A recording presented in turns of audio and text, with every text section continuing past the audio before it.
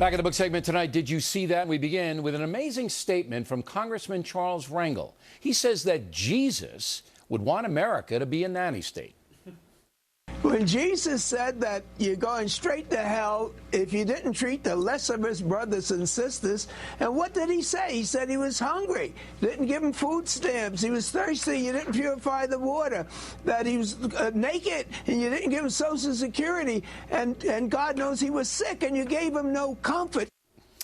Here now to explain further, Fox News anchor Martha McCallum. So I don't know whether it's Matthew, Mark, Luke, or John that referred to food stamps. Do you know what it is? Yeah, I don't remember reading anything about food stamps in the Bible, but I do remember, render unto Caesar what is Caesar's, and unto God what is God. And what's very clear in the Bible is that there's a difference between society and government. And when you look at what government has done in terms of being a nanny state, it hasn't really worked out all that well. No, but Rangel's right in a sense that in Christian theology, charity above all absolutely is emphasized. In fact, last Sunday while I was in church, I didn't see you there. Well, I got on Long Island. You're in Jersey, right? Yeah, okay, right. so I couldn't possibly see you.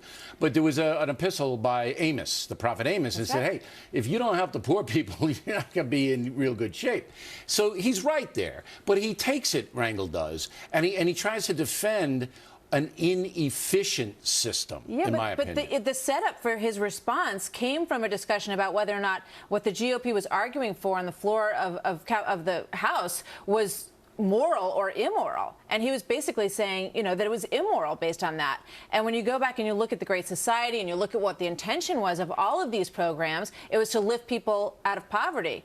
You had 12% of people under the poverty line in 1968. Now you've got 15. So by all accounts, that's not working. The American people are incredibly generous. And then you have to say, this is not necessarily the route to raising people out of poverty. And in Talking Points memo, the people who are paying all of the taxes to Caesar are getting hurt because the government is so inefficient in how it distributes. So I think Rangel was right on the theology, wrong on putting it across. But if he can come up with the food stamp line in Matthew, Mark, Luke, or John, I want to see that. Boy.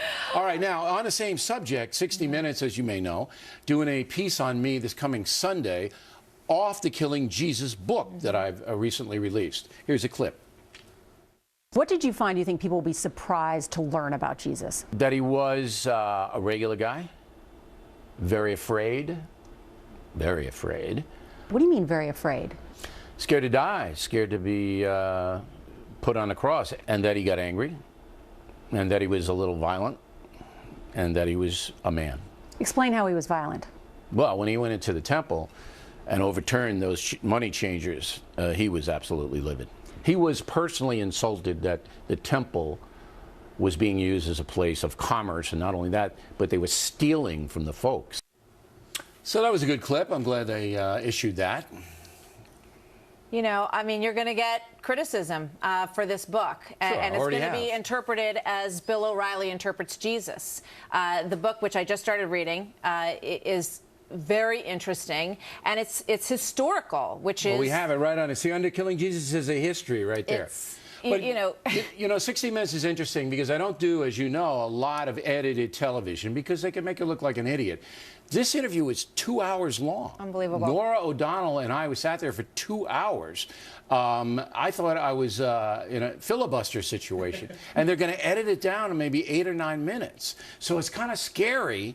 But the first piece that they did on me, 60 Minutes did on me with Mike Wallace, was fair, and I think they'll be fair in this one. Yeah, and I think the point that you make about Jesus being afraid, we live in a very brutal world. Jesus lived in a very brutal world, which is what you lay out in the beginning parts of this book. And I think that, the fact that he was human and that God wanted Jesus to be human and to experience the things that everyone experiences is a that's the lesson of the book. Well, we tried to contrast in the book the times that he lived in, and that's why we do a lot of Roman stuff, a lot of stuff about the Sanhedrin, which was the Jewish temple authorities, and how they were just killing the folks.